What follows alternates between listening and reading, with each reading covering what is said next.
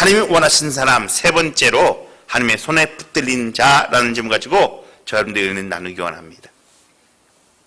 제가 박사과정을 공부하고 있던 사우스 웨스턴 침례신학대학교가 있는 인디아나주에 해먼드라는 아주 작은 도시가 있습니다. 이 해먼드에 해먼드 제일침례교회가 있는데요. 이 교회의 특이한 점은 성인 교인수가 1,500명인 반면에 주일학교가 33,700명입니다. 매우 큰 주일학교를 가지고 있습니다.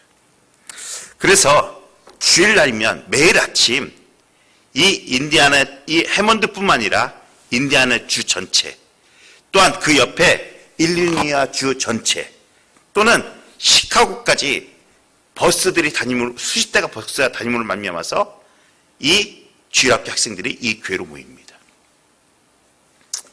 더욱이 이 교회 학교가 수업이 아주 훌륭하다는 소문이 퍼져서 이 해먼드 시의회에서 결정을 하였는데, 해먼드 모든 국공립 학교를 오픈을 해서 전부 다 빌려주고 그곳에서 아이들을 교육할 수 있도록 이 시의회에서 허락을 해줬습니다. 그런데 더 중요한 것은 이 교회에 이 주일학교를 책임지는 분이 누구냐? 목회자가 아니에요. 제니라는 여성이었는데 이분은 여성 안수 집사님이십니다. 원래 처음 8명의 주일학교를 시작해서요 33,700여 명의 주일학교를 부흥시킨 안수 집사님입니다. 그녀를 딱 보면 못생겼다. 키가 작고 뚱뚱하고 얼굴이 못생겼습니다. 어려서부터 이 모습을 가져왔기 때문에 많은 놀림을 받았고 중고등학교 때는 이것 때문에 3번이나 자살 기도를 했어요.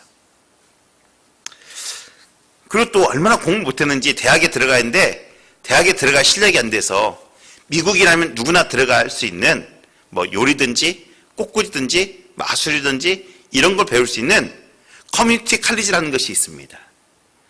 이 커뮤니티 칼리지에 들어가서 공부를 했어요. 그런데 거기에도 공부가 취미가 없는 거예요. 그래서 맨 뒷자리에 앉아서 졸거나 또는 딴짓을 했습니다. 어느 날 네비게이터 한 회원이 자기에게 찾아왔습니다. 그리고 예수 그리스도를 전했습니다. 하나님의 은혜가 이 마음으로 말미암아 예수 그리스도를 영접하게 되었고 이 성도가 이 교회에 등록하게 되었고 거기서 신앙생활하면서 8명의 유치원 아이들을 주일학교 아이들을 가르치게 되었어요. 그런데 이 아이들과 몇 주 동안 지내면서 그녀가 깨달은 게 있어요. 아이들은 외모를 보지 않는다는 거예요. 자기들만 사랑하면 그 사랑받은 아이들이 자기를 사랑한다는 거예요. 처음으로 자기가 필요하다는 것을 깨달았어요. 그리고 그날부터 그녀는 단순하게 하나님께 기도하기 시작해요. 하나님, 내가 저 아이들을 어떻게 잘 가르칠 수 있을까요? 저에게 지혜를 주세요라고 그는 매일마다 기도하기 시작합니다. 아침 저녁으로 무려 3년 동안 기도하기 시작해요. 어느 날 칼리지를 가고 있는데 하나님께서 갑자기 그의 눈에 영안을 열어주셔서 주일학교에 대한 놀라운 현상들이 펼치시는데 주일학교에 관한 아이디어들이 샘솟듯이 솟아나는 거예요. 순간순간마다 하나님께서 그에게 지혜와 영감을 주시는 거예요. 그런 것들을 노트에 적고 주일학교에 적용시켰어요. 그랬더니 이 세계가 전 세계적으로 유명한 주일학교가 되었다는 거예요. 사랑하는 여러분, 제가 왜 이 이야기를 하는지 아십니까? 하나님이 쓰고 있는 사람들은요, 세상적으로 훌륭하거나 지혜 있거나 능력 있거나 좋은 학벌을 가진 사람들이 별로 많지 않다는 거예요. 고린도전서 1장 27절에는요, 세상의 미련한 것들 택하여 지은 자를 부끄럽게 하시고 약한 것들을 택하여 강한 것을 부끄럽게 하신다고 말씀하고 있어요. 왜요? 고린도전서 1장 29절 이렇게 말하고 있습니다. 우리 같이 읽을까요? 시작. 이는 아무 육체도 하나님 앞에서 자랑하지 못하게 하려 하심이니라. 아무 육체도 하나님 앞에서 자랑하지 못하게 하심이니라. 만약에 굉장히 능력 있는 사람이 하나님 일을 하게 되면요, 사람들이 이렇게만 합니다. 이렇게 생각합니다. 아, 저 사람 많이 배웠으니까, 아, 저 사람 능력이 많으니까 저런 일을 해. 또한 그 사람의 이름이 나타나요. 그런데요, 하나님 일은 그렇지 않아요. 우리가 연약함에도 불구하고 못났음에도 불구하고 하나님 일을 감당할 수 있는 능력을 주셔요. 그리고 하나님의 영광이 나타나게 만들어요. 예수 그리스도를 보실까요? 예수 그리스도가 제자를 뽑을 때 누구를 뽑았습니까?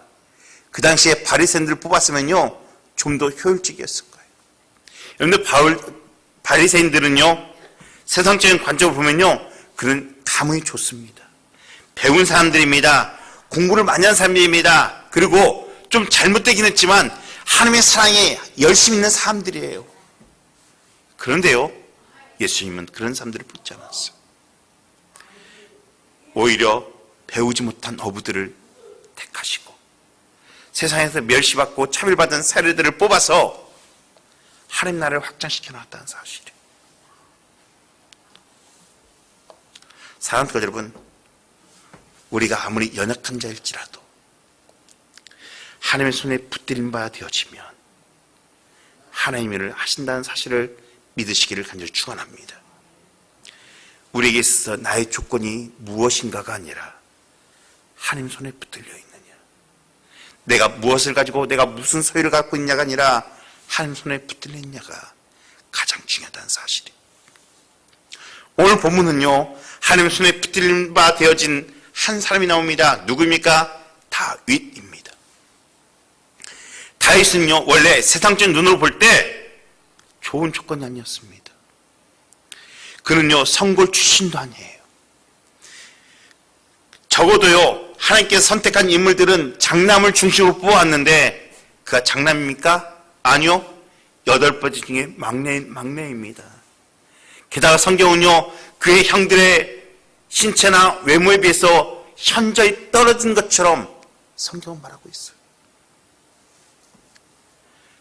그는 들판에서 양을 치는 사람이에요. 목동이에요. 쉽게 말할까요? 시골 촌놈이에요. 그런데요, 그가 하나님 손에 붙들리자 완전히 딴 사람이 되었다는 사실이에요.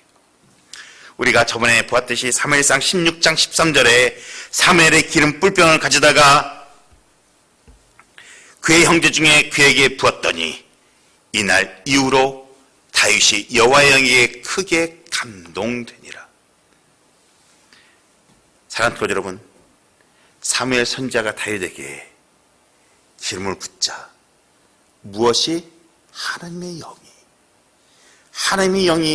하나님의 손이 그와 함께 하셨다는 사실이에요. 그리고 그의 삶은 완전히 변했다는 사실입니다. 사랑하는 여러분, 저와 여러분도 하나님께 붙들리면 변하게 될 줄 믿으시기를 간절히 축원합니다. 그러면 우리가 하나님께 붙들림 바 되어지면 어떻게 변화되어지냐?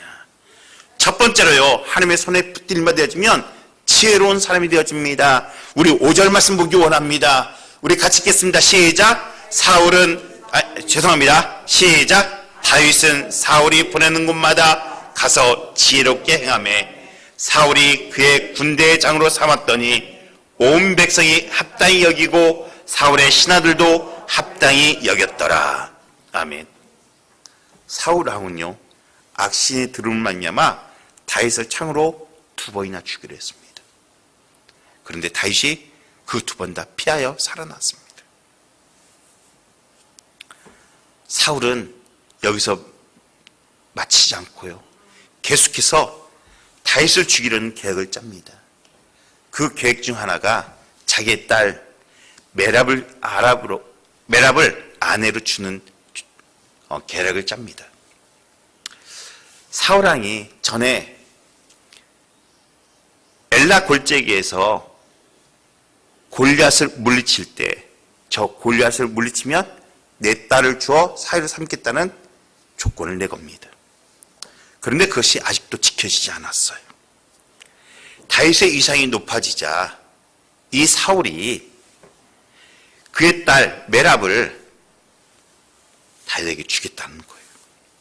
그 이유가 무엇인지 아십니까? 사람들에게 약속을 지키는 것을 보여줄 겸 자기의 딸을 그에게 주어 사위를 삼아서 블레셋과의 전쟁터에 내보내서 다윗을 죽이려는 계획이었어요. 그런데 다윗이 순수하고 겸손하게 자신은 왕의 사익감이 아니라고 될 자격이 없다라고 그는 말합니다. 후에 사울왕은요, 자신의 딸 메랍을 다윗에게 주는 것이 아니라 무알라 사람 아드리엘에게 넘겨줍니다. 그러고 나서 또 시간이 지났는데 다윗의 이름이 점점 높아집니다. 그러자 사울이 또 죽일 계획을 해요. 그때 무슨 소리가 듣냐?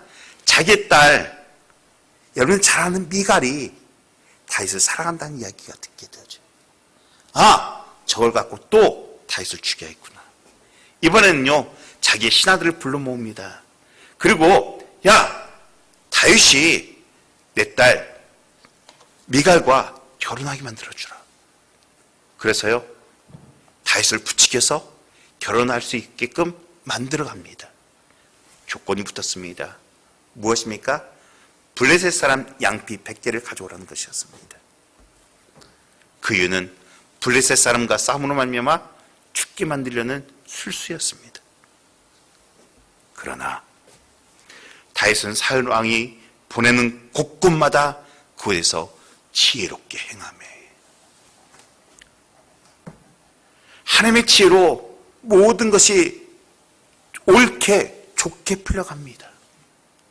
그래서 사울 왕은요, 다윗을 군대 장관, 지금을 말하면요, 국방부 장관을 임명합니다. 그런데 놀라운 것은 이 국방부 장관으로 올려놨는데 사울뿐만 아니라 그의 신하들도 온 백성들도 합당히 여기고 인정하였다라고 하고 있어요. 여기서 끝내면 좋은데요, 또 다윗이 사울에게 시기합니다. 그래서 군대의 장에서 참부장을 강등을 시켜서 변두를 내어 쫓아버립니다. 지금 하면요, 국방부 장관에서요, 연대장급으로 강등시켜버린 거예요. 오늘 13절 14절 말씀 보기 원합니다. 그러므로 사울이 그를 자기 곁에서 떠나게 하고 그를 참부장으로 삼매 그가 백성 앞에서 출입하며 다윗이 그의 모든 일을 시작 지혜롭게 행하니라. 여호와께서 그와 함께 계시느니라. 아멘. 다윗은요, 자기의 신분이 강등됐음에도 불구하고 불평하지 않았어요. 왜요? 여호와께서 그와 함께 계셨기 때문에 그래요. 오늘 14절 상반절을 보면요, 그는 모든 일을 지혜롭게 행했습니다. 왕이나 모든 백성이 그의 모든 일들이 지혜롭게 행한 것을 보게 되어져요. 그러니 점점점 그의 인기가 치솟아 올라가요. 우리 대통령도 마찬가지입니다. 대통령이 나라 일을 잘하면요, 그의 인기가 올라가지만 잘못하면 어떻게 됩니까? 나락으로 떨어집니다. 오늘 이 지혜로운 다윗을 보면 여인들이 이렇게 다윗을 칭찬합니다. 7절 말씀입니다. 우리가 잘 아는 말씀이죠. 여인들이 뛰놀며 노래하며 이르되 사울을 죽인 자는 천천히요 다윗은 만만히로다 하는지라. 이 말을 누가 듣냐? 사울이 듣습니다. 사울이 이 말을 듣고요, 화를 냅니다. 지금 왕은 사울인데 주인공이 누구로 바뀌었습니까? 다윗으로 바뀌었습니다. 8절 말씀 보니까요, 사울이 그 말에 불쾌하여 심히 노하여 이르되 다윗에게 만만을 돌리고 내게는 천천만을 돌리니 그가 얻을 것이 나라 말고 무엇이냐고. 사울이 너무나 불쾌합니다. 그래서 노예에서 그를 변방으로 보내버립니다. 그런데 그곳에서 지혜롭게 일을 행합니다. 13절이요. 13절입니다. 안 나왔나요? 크게 지롭게 행함을 보고 30절에도요.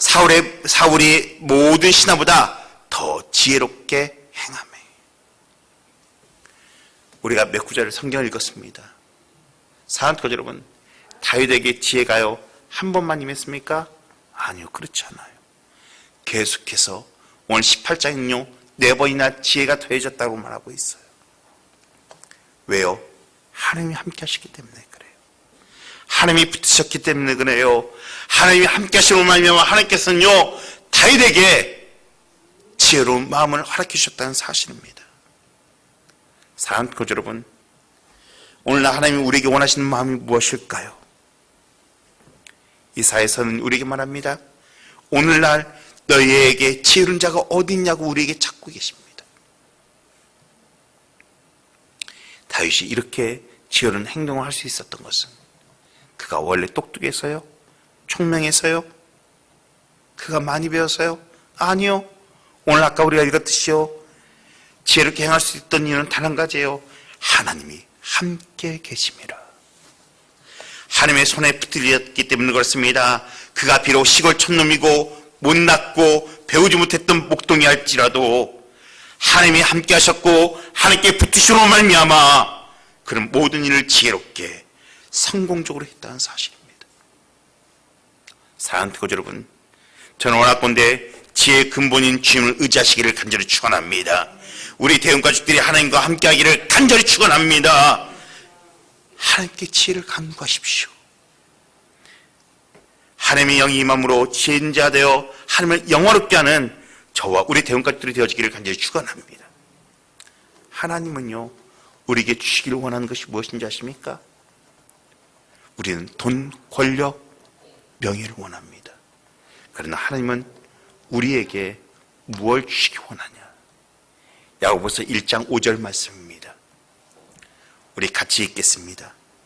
시작. 너희 중에 누구든지 지혜가 부족하거든 모든 사람에게 후히 주시고 꾸짖지 아니하시는 하나님께 구하라. 그리하면 주시리라. 하나님 뭘 주신다고? 뭘 주시기 원한다고요?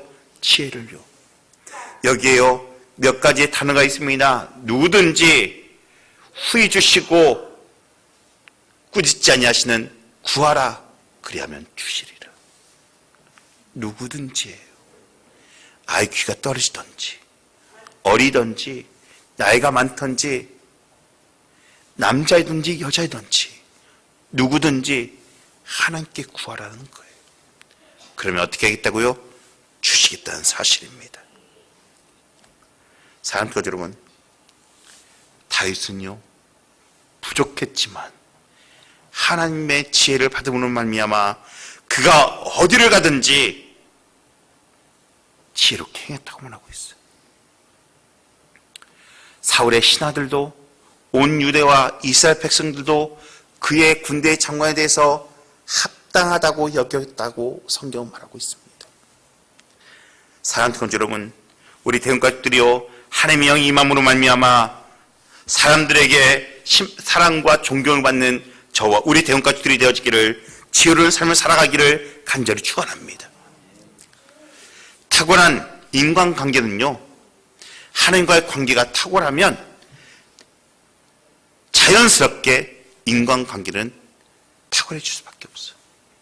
그 이유가 무엇인지 아십니까? 십자가입니다. 하나님과 나와의 관계가 회복되어지면 인간과의 인간관계는요 회복되어지게 되어 있어요.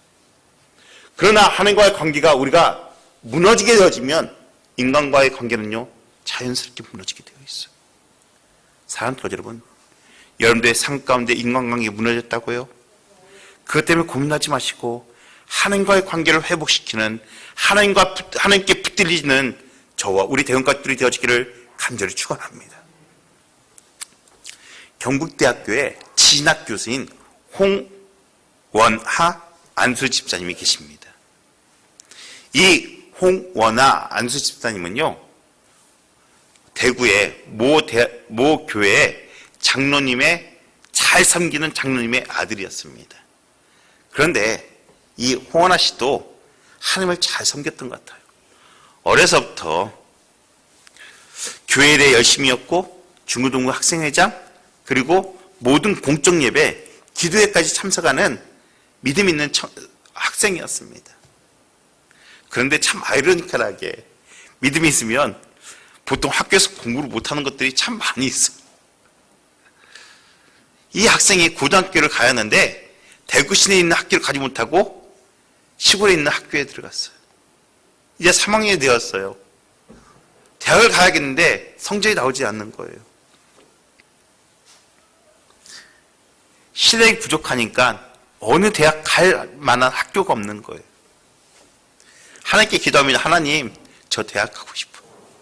그런데 실력이 안 되는 거 어떻게 합니까? 그런데요, 배짱으로 믿음 좋게 경북대학교하고 대구 시내에 있는 대학교 원서를 2개를 샀어요. 그리고 집에서 작성을 해서 선생님한테 보여주고 그 다음에 그 버스 정거장으로 왔어요. 이 친구가 이렇게 기도합니다. 하나님, 버스가 먼저 오는 곳으로 가는 곳에 입학 원서를 내겠습니다. 이렇게 기도했는데 이게 하나님의 은혜인지 공교롭게도 하나님의 은혜인지 뭔지도 모르겠지만 경북대학교로 가는 버스가 먼저 온 거예요. 그래서 그 버스를 타고 원서를 냈어요. 합격했을까요? 떨어졌을까요? 제가 떨어졌으면 말 않겠죠. 합격을 했어요. 희한하게 그 과만 정원 미달인 거예요. 그래서 학교 입학을 했는데 그 학교에 제대로 다니지 못하고 휴학을 하고 일본으로 유학을 갔습니다. 일본에 유학을 하면서 이상하게 와세대 국립대학에 원서를 넣고 싶은 거예요. 여러분들 공부를 잘 하겠습니까? 유학 가서 1년도 채 공부를 못했는데 어떻게 그 대학에 들어갈 수가 있겠습니까? 그런데 기도하면서 원서를 거기에 넣었어요. 그런데 원서가 합격 통지가 돼서 입학 원서가 온 거예요. 나중에 알고 보니까 원래 서울에 있는 연세대의 한 학생이 홍먼먼데 그 사람이 계속 어플라이를 했었는데 이 사람이 딱 거기다 집어넣으니까 이 공과대 학장이 그 사람인 줄 알고 입학 원서를 보냈던 거예요.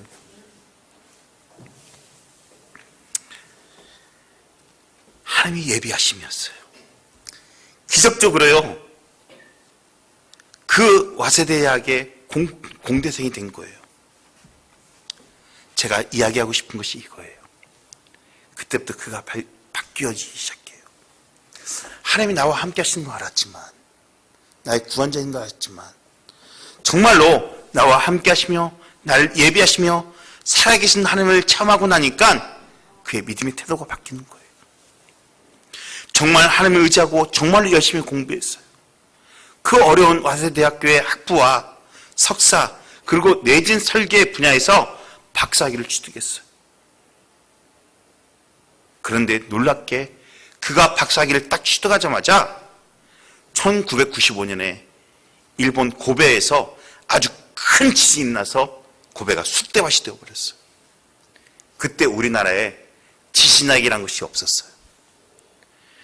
각 학교에서 지진학 교수들을 불러 모으기 시작했는데 그때 이 사람이 어디다 원서를 넣겠습니까?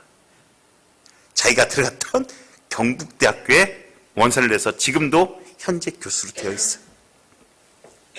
사랑하는 교회 여러분, 야고보서 1장 5절에요. 하나님은 지혜를 구할 때, 하나님은 은혜를 구할 때 꾸짖지 않고 후에 주신다고 말씀하고 있어요. 사랑하는 교회 여러분, 지혜의 근본이신 주님께 여러분들 간구하기를 간절히 축원합니다. 그분을 의지하십시오. 삶의 현장 가운데 풀리지 않는 문제가 있다면, 인간의 힘으로 풀기 힘든 것이라면 내 생각도 하지 마시고 새벽에 나와 하나님 앞에 기도하십시오. 공부하기 전 여러분들 5분간만이라도 하나님 앞에 지혜를 간구하십시오. 하나님은요, 우리에게 지혜를 구할 때, 은혜를 간구할 때 하나님 우리에게 꾸짖지 않고 후히 주신다고 말씀하고 있어요. 저는 원하건대 그 지혜를, 그 은혜를 후히 받는 저와 우리 대원가족들이 되어지기를 간절히 축원합니다. 두 번째로요, 하나님의 손에 붙들리면 겸손한 사람이 되어집니다. 하나님의 손에 붙들리면요, 자신의 주제 파악을 참 잘해요. 주제 파악이 뭐냐? 겸손이에요. 하나님의 손에 붙들린 이 다윗은요, 겸손한 사람이 되었어요. 사울이요, 자신의 맏딸인 메랍을 다윗에게 주고자 했을 때 다윗은 정중하게 거절합니다. 18절 말씀 보기 원합니다. 다윗이 사울에게 이르되 내가 누구이며 이스라엘 중에 내 친족이나 내 아버지 집에 무엇이기에 내가 왕의 사위가 되리까 하였더니,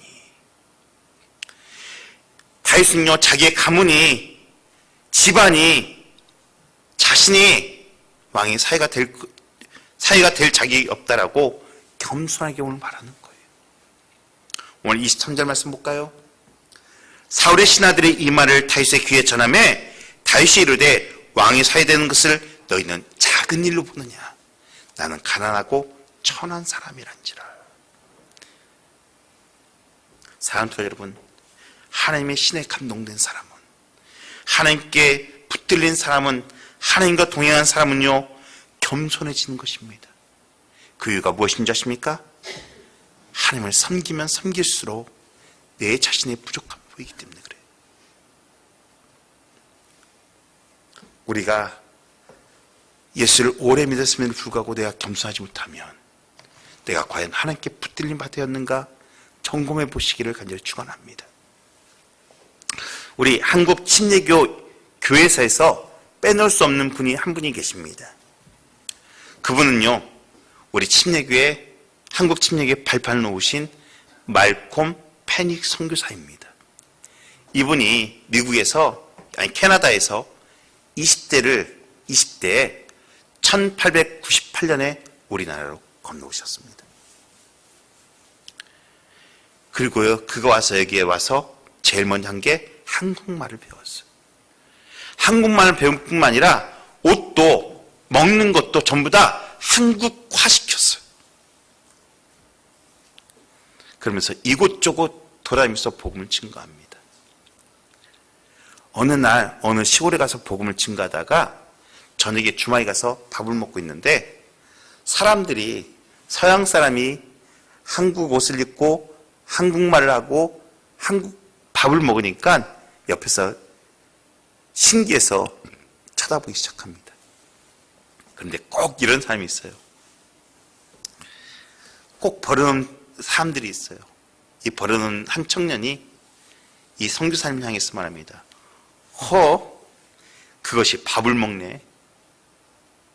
그러자 이 선교사님이 화를 내지 않고 국도 먹을 줄 압니다. 그러자 이것도 봐라, 이것 봐라, 그것이 말도 하네. 그러자 이 선교사님이 뭐라고 하는지 아십니까? 말뿐만 아니라 글도 쓸 줄 압니다. 편입 선교사님은요, 수많은 모욕과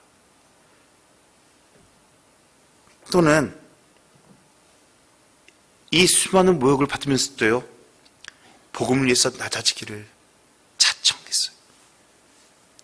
나중에 이 겸손한 모습을 보고 감동한 이 청년이 예수를 믿게 되어지고 복음을 증거하는 목사님이 되었다라는 일화가 있어요. 어떻게 이 페넥 선교사님이 이같이 낮아지고 겸손해질 수 있었을까요? 그건 단 하나, 하나님 손에 붙잡혔기 때문에 그래요. 하나님의 손에 붙잡혔기 때문에 짐승 취급을 받아도, 물건 취급을 받아도요, 겸손을 잃지 않았습니다. 사랑하는 교회 여러분, 저는 원하건대 하나님께 붙들림 받아요, 우리의 겸손함이 다른 사람들에게 영향을 끼쳐가는 저와 우리 대원가족들이 되어지기를 간절히 축원합니다. 세 번째로요, 하나님의 손에 붙들리면 하나님과 동행하는 사람이 되어집니다. 오늘 16장 18절 말씀 보기 원합니다. 소녀 중 한 사람이 대답하여 이르되 내가 베들레헴 사람 이새의 아들을 본즉 수금을 탈 줄 알고 용기와 무용과 구변이 있는 준수한 자라. 여호와께서 그와 함께 계시더이다 하더라. 여러분들, 이 말 누가 합니까? 여호와께서 그와 함께 계시다 하더이다. 다윗이 말한 거예요? 아니요. 소년 중 한 사람. 저 다윗은, 저 사람은 하나님이 함께한 사람이다라고 선포합니다. 오늘 본문 28절 말씀 묵용합니다. 우리 같이 읽겠습니다. 시작. 여호와께서 다윗과 함께 하심을 사울이 보고 알았고 사울의 딸 미갈도 그를 사랑하므로. 사랑하는 여러분, 오늘 여기에요. 누가요? 사울도, 사울의 딸 미갈도 다윗을 보면서 다윗과 하나님과 동행하는 모습을 보았다고 그는 증거하고 있어요. 다시 말해서 다윗은요, 이웃 사람들에게 인정받을 만큼 하나님께 붙든 바 되어지고 하나님과 동행하며 하나님을 의지한 사람이었다는 사실이에요. 그렇기 때문에 그는요, 어떠한 위기와 어떠한 어려움 가운데도 좌절하지 않았어요. 왜요? 하나님이 동행했기 때문에. 사랑하는 여러분, 하나님 이스라엘 보호하시듯이요 저와 여러분들을 보호하신다는 사실을 믿으시기를 간절히 축원합니다. 눈동자처럼 저와 우리 대원가족들을 보호하신다는 사실을 믿으시기를 간절히 축원합니다. 불기둥과 구름기둥처럼 그 사랑으로 저와 우리 대원가족들을 보호하신다는 사실을 믿으시기를 간절히 축원합니다. 다윗은요 시편 23편 4편에 이렇게 고백하고 있습니다. 내가 사막의 음침한 골짜기를 다닐지라도 해를 두려워하지 않을 것은 시작. 주께서 나와 함께 계심이라. 사랑하는 교회 여러분, 하나님의 손에 붙들리면 하나님이 우리를 보호하시고 동행하시고 축복해 준다는 사실을 믿는 저와 우리 대원가족들이 되어지기를 간절히 축원합니다. 그렇다면 내가 하나님께 붙들리겠으면 어떻게 하느냐, 이게 중요합니다. 우리가 하나님의 손에 붙들리겠으면요, 첫 번째로 성령의 충만을 입는 저와 우리 대원가족들이 되어지기를 간절히 축원합니다. 다윗에게 하나님께서요 이렇게 말씀하십니다. 잠언서 1장 23절에 나의 책망을 듣고 돌이키라. 보라, 나의 영을 너에게 부어주며 내 말을 너에게 보이리라. 사랑하는 교회 여러분, 다윗이요 하나님의 기름을 받고 성령의 충만 받고요 하나님의 놀라운 역사가, 하나님의 말이, 하나님의 은혜가, 하나님의 섭리하시며 누구에게 보였다고요? 너에게 보였다고요. 성령 충만하니까. 여호수아에게도 동일한 은혜를 허락하십니다. 신명기 34장 9절입니다. 모세의 눈의 아들 여호수아에게 안수하였으므로 그에게 지혜의 영이 충만하니 이스라엘 자손이 여호와께서 모세에게 명령하신 대로 시작. 여호와의 말을 순종하였더라. 놀라운 일이 있습니다. 하나님의 영이 여호수아에게 부어지자 누가 순종했다고요? 여호수아의 백성들이, 아니 이스라엘 백성들이 여호수아에게 순종했다는 사실이에요.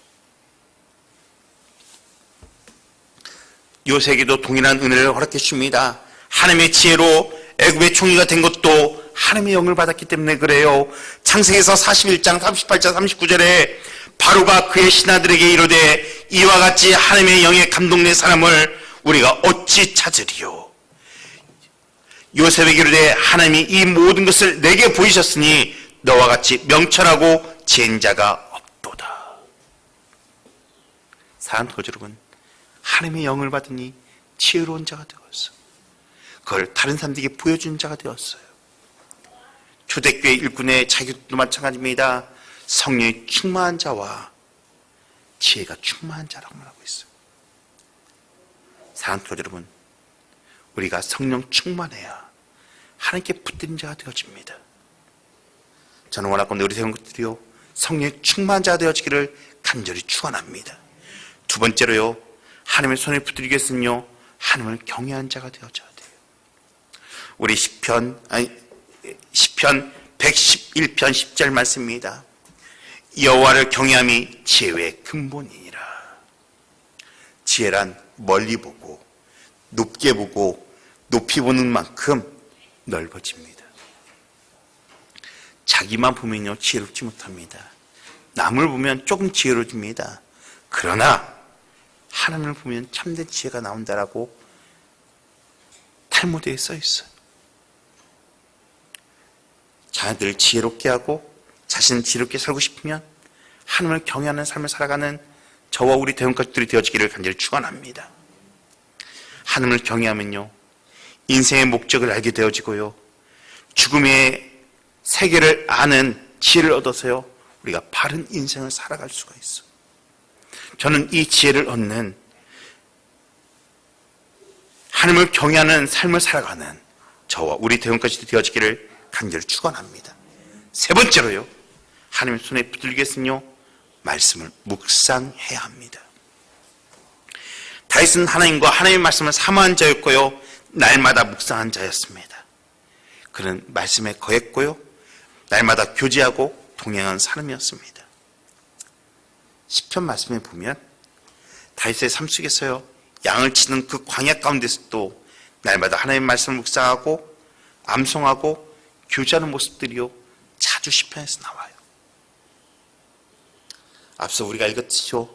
사망의 음침한 골짜기와 절망의 수렁에서 건져 올리는 그 삶을 어떻게 말씀으로 이겼다는 사실이에요. 사랑하는 교제 여러분, 하나님께 붙들린 삶은요, 하나님 말씀을 묵상하는 삶이에요. 사랑하는 교제 여러분, 지금 여러분들은 누구의 손에 붙들려 있습니까? 돈, 권력, 명예, 취미생활? 다윗은요, 하나님의 손에 붙들렸어요. 그러고 말미암아 그는요, 지혜로운 사람으로, 겸손한 사람으로, 하나님과 동행하는 사람으로 변했어요. 우리가 누구에게 붙들렸느냐? 한 크리스마스 이브에 한 거지가 바이올린을 키면서 많은 사람들에게 구걸을 했어요. 그런데 아침부터 저녁까지 연주를 했지만 아무도 그의 연주에 귀를 기울이지 않았어요.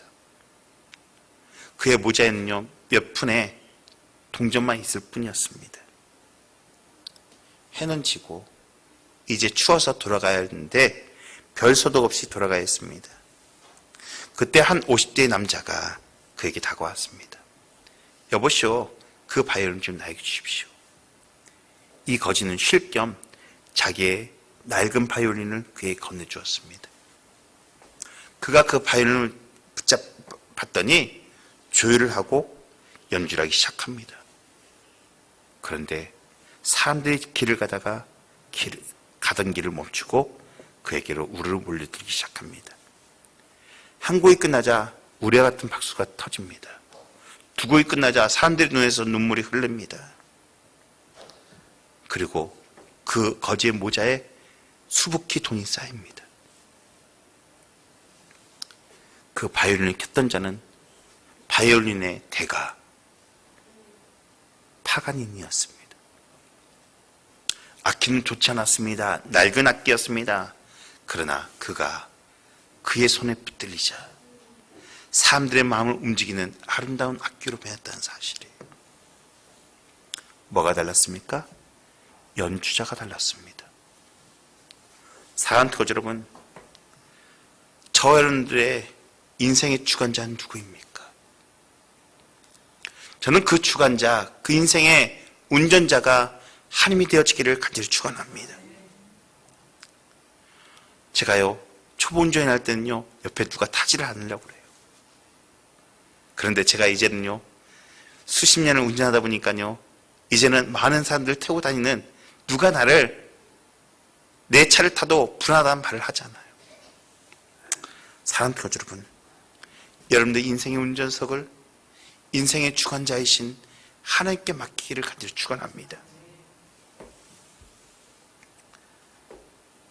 다윗은요, 하나님께 붙드는 말미암아 놀라운 귀한 인생을 살았어요. 그는 이스라엘 성군이라는 칭호를 받았어요.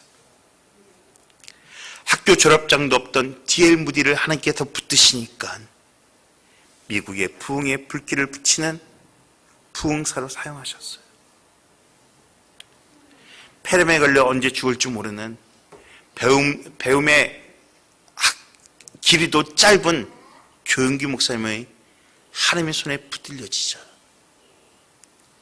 전 세계 복음화를 위해 일꾼은 사용되어지고 하나님의 부르심을 받았어. 오늘 이 시간 저와 여러분들이요, 이 하나님의 손에 붙들려지기를 간절히 축원합니다. 하나님은요, 우리의 인생을 주관하시고 원하는 데 있고 저 여러분들을 사용하시기 원하는 데 있어요. 우리의 환경, 우리의 여건을 보지 말고 온전히 내 자신을 주님 앞에 드리는 말미암아 하나님께 사용됨으로 귀하게 쓰임받는 저와 우리 대원가족들이 되어지기를 간절히 축원합니다. 기도하시겠습니다.